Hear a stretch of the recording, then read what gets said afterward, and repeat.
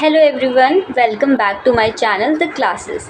अभी तक हम पहले वीडियो में डेवलपमेंट क्या है और डेवलपमेंट के क्या क्या डोमेन्स है वो पढ़ चुके हैं।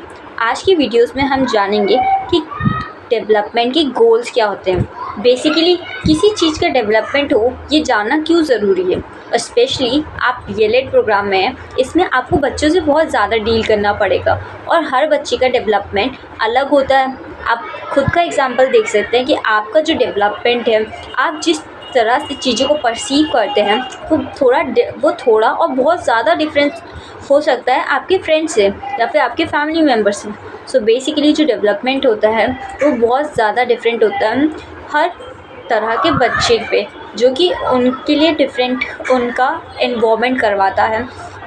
सो आज हम पढ़ेंगे कि डेवलपमेंट के गोल्स क्या होते हैं, हम क्यों जानें कि डेवलपमेंट क्यों ज़रूरी है। तो पहला गोल है हमारा understanding the basic biological and cultural processes that account for the remarkable complexities of human development. तो बेसिकली जब हम किसी चीज़ का डेवलपमेंट पढ़ते हैं कि डेवलपमेंट कैसे हो रहा है, तो हमें पता लगता है कि क्या बायोलॉजिकल और कल्चरल प्रोसेसेस होंगे जिसने हमारे जो सब्जेक्ट है उसका डेवलपमेंट अफेक्ट किया होगा। फॉर एग्ज़ाम्पल अगर हम एक बच्चा लेते हैं तो अगर आप देखेंगे, तो अगर आप ध्यान से चीज़ें देखें तो क्या उसके डेवलपमेंट को चीज़ें इम्पैक्ट करेंगी। आप देखेंगे कि उसके बायोलॉजिक मीन्स उस बच्चे के जेनेटिक में जो इन्फॉर्मेशन होगी, जेनेटिक के बेस पे उसका डेवलपमेंट होगा। फॉर एग्ज़ाम्पल आप देख सकते हैं कि कई बच्चों में आप देखते हैं कि कुछ बच्चों की आइज़ वीक होती है, ये जेनेटिकली भी होता है। तो और कई बच्चे मैथ्स में बहुत स्मार्ट होते हैं, ये भी कभी कभी जेनेटिकली होता है क्योंकि उनकी जनरेशन मैथ्स में बहुत स्मार्ट होती है। या फिर कई जो चीज़ें होती हैं वो हमारे कल्चरली इफ़ेक्ट करती है। फॉर एग्ज़ाम्पल आप देखेंगे कि जो दिल्ली में बच्चे हैं उनका डेवलपमेंट अलग होता है जो कि वेस्टर्न कंट्रीज़ में हैं।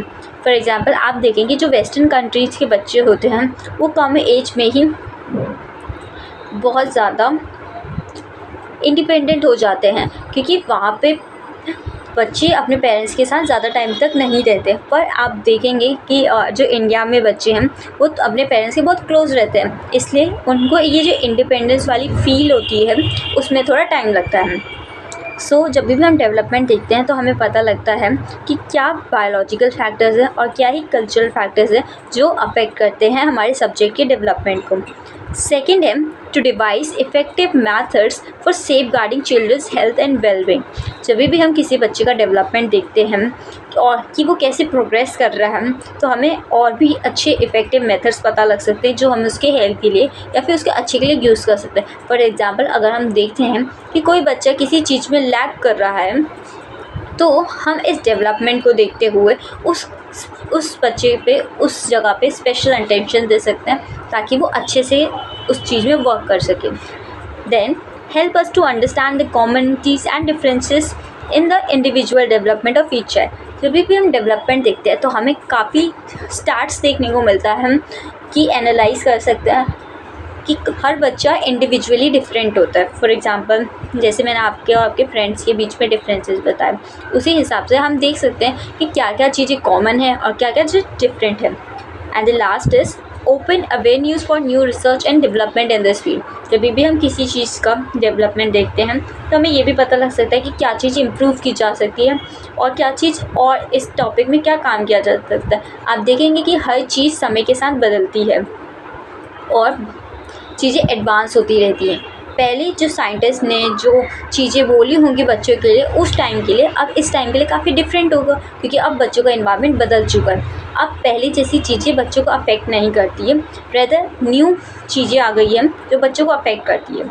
सो in this video we have covered the goals of development and I hope we all are clear with the goals of development. So stay tuned for the next video.